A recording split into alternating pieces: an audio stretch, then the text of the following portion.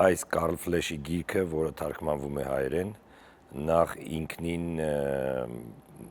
երևույթը հիանալի է, որ նման բարձրակարգ ուրեմն ջութակին տիրապետելու ուղղորդող գիրքը պետք է լինի հայերեն, բոլոր չէ, բայց շատ քաղաքակիրթ լեզուներով, եւ հիմա էլ ունենք այդ հիանալի հնարավորությունը, որ ինքը կլինի հայերեն, կլինի նոր տպագրություն, կլինի նոր գեղեցիկ գիրք, եւ նորից այդ գիրքը ակտիվորեն կհայտնվի բոլոր ուսանողների, աշակերտների եւ պրոֆեսորների մոտ, նույնիսկ նրանց մոտ, ովքեր այդ գրքերը ունեն եւ արդեն տարիներ շարունակ դրանով օգտվում են։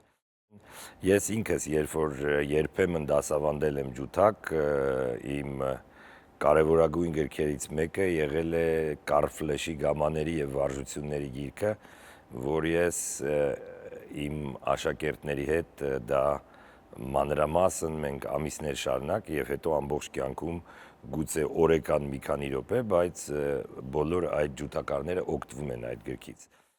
Այսինքն ես կարծում եմ հայերեն այս գիրքը որ լինի հիանալի է եւ սա ձեռքբերում կլինի մեզ համար եւ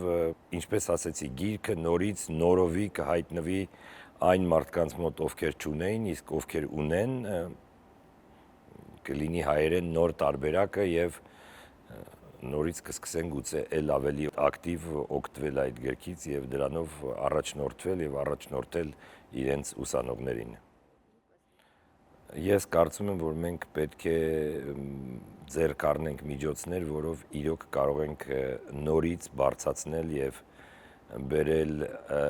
երաժշտական կրթությունը այն մակարդակին, որը